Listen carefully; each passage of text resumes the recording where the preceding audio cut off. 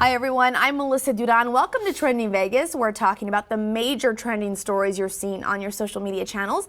I'm joined by a portion of our city's social media team, including Jennifer Davies and Shane Savannah-Preedy. Thanks for being here, guys. And our guest today, Cal Marshall, also known as Cal Caliente on social media. Thanks for being here. Thank you for having me. So what I think is really interesting about you is that you are an influencer in the sense that you operate several business social media accounts, correct? Correct. And I was reading, you do a lot of plastic surgeons, is that right? Yeah, that's kind of how I got my start. So I started basically managing a few plastic surgeons' Instagrams and basically creating video content for them and essentially just marketing them and like revamping their whole brand and making them more appealing to like young women and millennials and stuff. So. And how's that going? I mean, how tricky is that? Because I do follow some plastic surgeon accounts, just saying. And I mean, it gets tricky with what you can and can't post, right? Yeah, there's a lot of laws. There's a lot of HIPAA laws as well. There's a lot of red tape to kind of jump through. A lot of people aren't really aware of that, but I've been able to kind of thread the needle, so to speak, to kind of make them still successful within the bounds of the laws and the different plastic surgery bylaws as well. And right here, the social media post that I'm showing from your Instagram, the Chicago Tribune did something on you. Yeah, they did. What did they say? They reached out and just thought it was interesting? Yeah, because basically one of my clients, Doc Vegas, I got him verified on Instagram, really blew up his account. So he's one of the top plastic surgeons in the world now on social media. And so from that, I got a lot of notoriety. Doc Vegas, I think I follow him. Way to go, Cal, you got me. So how do you like social media? I mean, is it a lot of work doing your account and try to maintain your followers as well as the other accounts? Yeah, I don't really work on my account, to be honest. Like I kind of over it, I guess you would say. Okay. I do it every day, so I don't really care about my personal one, but I do have a lot of passion in doing like my clients' accounts or other people's accounts because, I'm getting paid for it, obviously, and it's just a lot of fun making things grow, Yeah, absolutely. Well, we are happy to have you. Thanks for coming today. Thank you. All right, guys, our first topic got national attention, and it was on a local topic. The internet was buzzing after our very own city council passed a new ordinance that is aimed at getting the city's homeless off the streets and connected with services. It'll be considered a misdemeanor to camp or sleep in a public right-of-way if space is available at the Courtyard Homeless Resource Center or another nonprofit in the Corridor of Hope. Of course, not everyone sees it like this. Here's a look at some of the social media that we were seeing. This one from Jessica, great idea, but maybe the city should make more shelters with some of the abandoned motels or offer more services for rehabilitation. Hashtag marijuana tax. Then there's this, poverty is not a crime nor a civil offense. We heard that one a lot. And then there's this one, ever spend time with the homeless? I do. 3 grades, willing, it's a chosen lifestyle. Situationally, temporary, these people find help and return to mainstream. Chronic, mentally ill-equipped, they need services. The willing is the largest group I've encountered. Karina says there are not enough beds for everyone. And then Drew says, it's the worst homeless problem I've seen since the recession. Every street corner here in Vegas, there will never be enough beds. So we just kind of want to talk about this because I think a lot of people, the headlines on this were just very bad. Not great. They weren't great because you miss the details of this ordinance. And the details of this ordinance are really where people don't do enough research, in my opinion. So Jen, let me talk to you first. How does this ordinance work and what are you guys seeing on social media? I know you guys have been so much hate.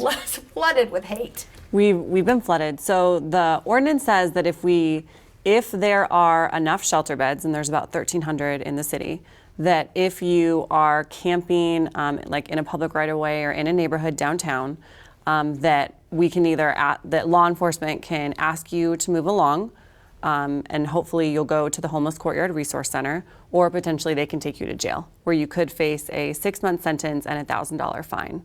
And so the council's defense of that is that there's a lot of issues going on downtown with the homeless camping out on city streets when services are available, and so they're trying to make it so that they can be easier connected with services if they get into the Homeless Courtyard Resource Center. And it's my understanding that whoever notifies them would actually transport them to the nonprofit or to the courtyard center. Is that correct? Yeah, that's how we understand it as well.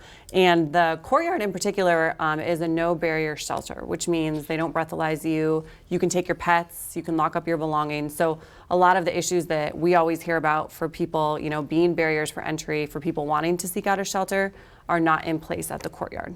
So Shane, what are we seeing on social? What kind of things are you all getting? We're Profanity, please. We are getting so much hate. I mean, on the plus side, we've been spoken about just by every Democratic presidential candidate. Right. Yeah, Not that in a was good huge. way, That was but- even in the days leading up to it. So that's when you start Yeah. saying, wow, this is going to be big. Yeah. So our engagement is great, not for a good reason. And like you said, it's, there's the headline and then there's the details, and it's like having to tell a joke that you then have to explain. It's not Right. going to be funny if you have to explain the joke. So yeah, the headline is not great. The optics are not great, and it's one of those things where you have to know the details to understand what the city council is trying to do. And unfortunately, it's a contentious issue. It was a long, contentious city council meeting. Public discussion, yeah. Right. Yeah.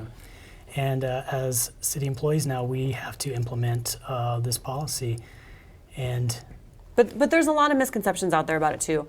A lot of things that we heard from people, they were really mad about that $1,000 fine, but that's actually our minimum that we put on any ordinance is up to 6 months in jail and a $1,000 fine. Right. So that's just kind of the way it goes on any ordinance that they were to pass. And the argument being, well, if they had $1,000 in their pocket, they obviously wouldn't be homeless. So Cal, let me hear from you. I mean, you're an outsider, you're not a City of Las Vegas employee. So what do you think about knowing ins and outs of this ordinance and what you're seeing on social media? I think it was pretty, lazy journalism, in my opinion, just to kind of like grab a headline to get a lot of views or rack up stuff. I mean, I know that because I'm in media and content creation, so you always want to have like the most scandalous looking headline so people read your article. Right. And so, but the reality is you don't want this city to turn up like San Francisco or like these other cities across the nation. And also it clearly states that, if there's beds available, they pretty much want you there. So it's not like they're just trying to like round up all the homeless people and give them fines or put them in jail. So. Right. And if there are not beds available or mats available or whatever, they're not going to do anything. I think also what may be at play here, in my opinion, is that people fear abuse of power, and that maybe somebody will overreach their power and kind of do things that are not in the ordinance. Of course, that's not allowed, so people should report that if that happens. But one of the things that I thought was really interesting is how much the city is being blamed for this action when the city really has spent a lot of money for the Courtyard Resource Center, really trying to help the problem. But at some point, do you have to sit back and say, okay, this is not enough, the problem is getting worse. You start talking about health issues. When people are defecating on private property or public right-of-ways, I mean, there's a health risk involved with this. So I really feel like it's a no-win situation, but something has to be done. And did you all feel that the city council feels like this is not a long-term solution? I think that they recognize that a lot of stuff is out of their control. Yeah. So, we had gone to the state legislature earlier this year. An ideal solution, that's come from the mayor. 2 council members voted against it. So, there's a lot of disagreement on whether it's the right step, but they want to do something. The ordinance is in effect now as of November 10th, and it won't be enforced until February 1st. So, a lot of it's going to fall on us now as the communications team. It's a lot about public education. We've got to explain the details. We've got to get the message out. We've got to let people know how it works and what the options are. So, Cal, in your opinion, do you think that the homeless situation is already affecting tourism, or especially in the downtown area? Yeah, I think so. It makes if you're a young girl coming from out of state or even out of the country, that can really be startling to you and make you have a bad impression of America or Las Vegas in general, make you potentially not want to come back and spend that money because you don't feel safe. Yeah. So. I think anyone who works downtown can agree with that. I mean, it's definitely gotten a lot worse. Even when our operations and maintenance director was talking about the amount of cleanup that we're having to do, I mean, it's double or triple what we were having to do even just a few years ago. So the problem has definitely gotten worse. And, we do offer so many services at the Homeless Courtyard Resource Center that I think it's really the city's hope that we can get people in there and get them the help that they really need to get off the streets. Now, the city has a blog on this, correct? We do. With some points, and I actually found this, and I thought that was really interesting. The city spends $2.7 million a year in homeless cleanup efforts. That's cleanup efforts alone. At least 107 cities across the country have a similar ordinance in place. So, and then when you talk about more than 6,500 individuals and families in Southern Nevada lack permanent housing, with 67% of our homeless population sleeping outside. So this is a problem. More people need care out there, and so hopefully this will get them what it's intended to do, get them to services that they need. And a lot of people don't realize that the city, because of weird tax limitations by the legislature, we're operating on a very tight budget. So yes, there should be more beds. Yes, there should be all these other services, but at the same time, in addition to the homeless stuff, we've also got to clean your parks. We've got to maintain the streets with the marshals. So it's a finite pool, and we can't do everything. So I think we're doing as much as we can with what we have. We got to talk with our state legislators to get that done. Yeah. All right, guys, let's move on topics. The next topic is a great one considering the political climate. Twitter has banned all political advertisements on its platform, which got a lot of applause and a lot of eye rolls. Let's take a look at some of them. This one from CNN, Twitter will stop accepting political ads, CEO Jack Dorsey announced. We believe political message reach should be earned, not bought. Social media companies, particularly Facebook, have been criticized for allowing politicians to run false ads. Some replies to CNN, I love this, good job, Jack. And then you have this one, bravo, Jack. Now, if everyone goes and hashtag deletes Facebook, the job is complete. But this is a good question from Russian Asset, by the way. What counts as a political ad? It's going to be tough to determine the criteria. And that's kind of what got me thinking. How do you determine what is a political ad? Well, and Jack Dorsey's walked that back a little bit too. It's not as cut and dried. The official rules come out November 15th. But they've walked it back to say issues will still be allowed. But so you can talk about climate change, but you can't talk about a climate change bill. So they're starting to, it's a little gray area now. This is going to get tricky. Cal, what do you think? Just navigating social media all the time, how do you think this is going to play out? It's going to be pretty interesting to say the least. There's so much.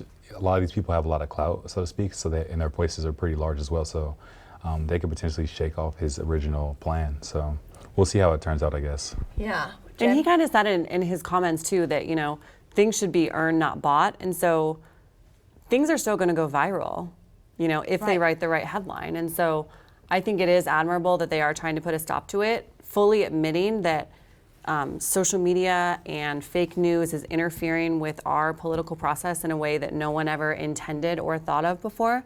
And until we can get our hands around it, it's better to be safe than have it have unintended consequences. But I also think it's in complete opposition of how Facebook has handled all of it too, because Mark Zuckerberg, their CEO, has gone on the record to say, we're not going to stop it. He believes in free speech. And so where does that line fall? They've both said that this actually plays into a very small portion of their ad revenue. So I don't know. I think it's really complicated, and I just think it's really interesting that the two major platforms have taken such opposite approaches. Well, and it's interesting that they say that it's such a small portion of their income, because it's all I see on Facebook. Well, and in television, it's such a Right. major driver of ad revenue on television. So we were talking about that this morning too, as being really ironic. How do you, and that kind of brings me back to your point, how do you determine what is a political ad and what is a story? What's a journalistic feature? What is an ad? And so, I don't know. I mean, I know there should be balance in a journalistic piece, obviously, but if you pay someone to write an article on you and that person publishes it, I think there's a lot of gray areas. And I want to know who the guy at Twitter is that's going to be scrolling through all of them going, nope, nope, nope. true. Well, yeah. How does that happen? Well, I will also say that this was an easier move for Twitter to do than for Facebook. Twitter has a smaller user base. Facebook and Google account for 60% of political digital ads anyway, so there's not as much spending on Twitter because Facebook really allows you to target very specifically, and the cost per million, I mean the cost per 1,000 is so much cheaper on social than for television that campaigns for your can buck. really go in and target specifically the people that are going to be most influenced, and that is really taken advantage of on Facebook. So for Twitter, I think it was easy for them to get some applause for this. Right. If Facebook were to do that, that would be like a game changer. Yeah. Well, I guess we'll see. I'm all for it if they can get it done on any platform because they're already texting my phone at all hours of the day. So that's enough for me. All right, guys, we're going to bring it back closer to home after it was announced the Palms will be closing Chaos, their new day club and nightclub. Here's a look at some of these social posts that we're seeing. Shout out to the freaking genius who had the foresight to name the biggest failure in Vegas nightclub history, Chaos. We have this one. That place is already closed? Shocking. We have this one from Business Week. The owner of the Palms Casino in Las Vegas is taking a $28 million write-down on the closing of its Chaos nightclub.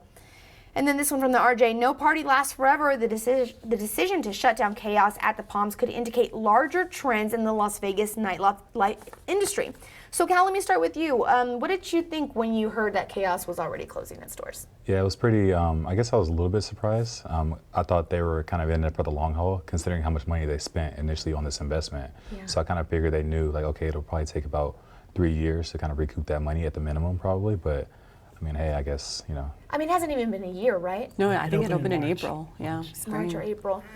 Where do you think, Cal, let me get your opinion first. Where do you think the nightlife industry is headed? Because a lot of people are saying EDM's over, something's coming. What are people looking for? What do you think we're going to start to see emerge here in Las Vegas? I think we're probably going to start seeing more of these casinos do like social media entwined with their nightlife, so kind of like reality television style channels on their YouTube, or at least that's what I've been trying to pitch to them recently. But I think Well, that there can you kind of drive a lot more people in because a lot of people want to be famous or have their social media shot out. So if it can kind of blend more of the experiential with social and with the casinos, I think that's probably where it's going to. That's a really good point. I wonder if, Shane, your thoughts? I agree with Cal. You know, the generation that is now the club-going age, they want more experience. They want stuff that they can share on their Instagram feed. They want interactive, but they also want, you know, small and intimate. You know, I think the LVCVA's numbers said that nightclub attendance has dropped from 13% to 7% over a year, while 52% of people visiting Las Vegas are going to bars and lounges. So they're looking for that more intimate experience with their friends. I mean, the club, if you think about the club scene, this whole EDM DJ explosion happened about 10 years ago. If you're still going to the club in 10 years, you know, you might have some issues. So it's like a new generation. So the people that started that DJ movement, they're kind of aged out of that partying phase now, 10 years later. So I think this next generation that's coming through, they're just not interested in the same thing. And so, I mean, when you're spending $60 million on Marshmello for Chaos and, you know, rumored to be $600,000 a day for the acts, that's just not a sustainable model for this audience that's no longer there. They've moved on. Jed? Yeah, I kind of agree with it. I think we are facing more competition than ever in Vegas because there's so many different things to do. And from everything that I've read, you know, to what Shane was saying about this being built on an older business model and what is the future and bringing in that new group of people and finding awesome ways for them to experience nightlife in ways that we just, like, I guess haven't come up with yet or found the secret sauce to just maintain those really, really heavy booking costs. Because I mean, how do you turn around financial success when you have all that debt going in just to get the act in there? Well, I mean, artists are out of control asking for what, I mean, well, they get it, so I guess it's not crazy, but I mean, they ask for so much money, they're showing up 2 hours late. It's a whole thing, guys. Totally. So- Well, when I first got to Vegas, the big thing was like the celebrities were like walking the red carpet and then they'd hang out in the club for a while, and that was like their big draw. And then we saw it kind of like branch more over into the whole like DJ, like night, you know, different like music festival type atmosphere inside of there. And so I think you have to evolve with it and be ahead of the trend, obviously, on building what people want if you're building a brand new facility. And you got to think it's probably really hard to evolve. You're talking about millions of dollars you have to invest up front and hope it takes off. And then social media is evolving. Instagram's talking about getting rid of their likes, right, for certain things. I mean, that's social media influencers, I'm sure, are going, what? Right? That's a pretty big deal because like that's a lot of these people's metrics on how they get paid. So it's going to be an interesting time to kind of see what is the new form of measurement. Yeah, so many things to talk about with that. This is bad for nightclub life, but I think in general it speaks to how Vegas is really diversifying itself. You know, we have pro sports now, we have all these Instagrammable spots and art installations like Area 15 coming online. We're just becoming so much more than gambling, so much more than nightclubs, and I think that's great for the city overall. Yeah. All right, great topics. Cal, thanks so much for being here. Thank you guys for having me. I appreciate it. All right, well, when natural disaster strikes, we always know we can depend on the Red Cross. But did you know they have a lot of other programs that are preventative for you to take advantage of? We'll explain coming up. They say that when you're facing extreme danger, your life flashes before you. If you think that's sad, consider facing it before you even have enough life to flash before your eyes. Deaths and injuries can be prevented by using the right car seat. Visit safercar.gov/the-right-seat to know what is appropriate for each age and size. So you see, son, good manners are important. Should I go through it again? Yes. Yes, please. Yes, please. Exactly. Always say please, thank you, you're welcome, excuse me, sit up straight, hold doors open for ladies. If the door's locked, knock first, don't burp, don't swear, don't stare, don't use bad language, or talk with your mouth full, keep your elbows off the table. What And don't table? interrupt. Cover your mouth when you cough or sneeze. On the bus, give your seat up to anybody who has trouble standing. Bottom line, treat others the way you want to be treated. Got it? Got it. Good talk. Most parenting is hard to do in just 2 minutes. But 2 minutes twice a day making sure they brush is easier, and it could help save them from a lifetime of tooth pain. Welcome back, everyone. We just celebrated Veterans Day in our nation, but did you know that the Red Cross has programs specifically geared to engage veterans after they return home? It's one of the many programs they offer. Jennifer Sparks joins us to shed some light on these programs a lot of people probably haven't heard about. Thanks so much for being here. Thanks, Melissa. No, we're really excited to be working here across the valley to be providing services to our veterans and our active duty members as well as their families. So what do you all do? Is this specifically to engage them after they return home from deployment, or what kind of services do you offer them? That's a really good question because a lot of people really don't know that the American Red Cross was born on the battlefield. This is one of our hallmark lines of service, working with our armed forces members for 135 years. This is really something that has been a staple part of what the Red Cross does. So we are working with service members from the day they put on their uniform until death, essentially. We will be working with people as they're getting ready to deploy, making sure that they understand that the Red Cross is here for them. If a family member, for example, is ill, has passed away, has been born, we are able to then verify that event, work with their commanding officers to try to facilitate some time off or financial assistance to get them to be able to come home and help and just be present with their family. Really? I never knew that happened through the Red Cross or Yeah. through your help. I always thought that that was just through the military and whatever branch of service they were under. Actually, we are one of the only organizations that works in such close conjunction with the Department of Defense in order to provide this service. So that is something that we would encourage anybody who is active duty to download our Hero Care app, and they can fill out their contact information just in case of that emergency. Then we can reach out to them wow. and contact them. Then once they have retired, we have a number of different engagement programs that we work with former service members on. So for example, we might be able to help provide some food or assistance in case they're having a bit of a rough time transitioning. Right. If they have just come back from deployment and then retired, we also have services that will help those people, be they active duty or retired, to kind of transition back into civilian life or back into American day-to-day life. That service is also offered for their families because it's not just one person who's trying to deal with that transition. And what kind of transition services does that mean?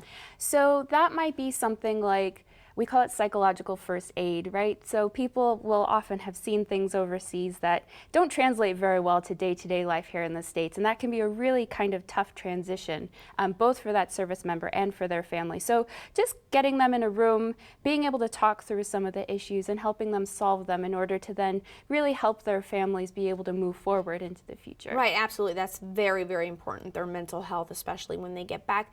I know a lot of people, when they return home from a deployment, they still want to serve. They have the service heart. They want to continue. Are there opportunities through the Red Cross for them to do that? There absolutely are, and we would welcome them with open arms. A number of our volunteers working particularly out at Nellis are themselves former service members.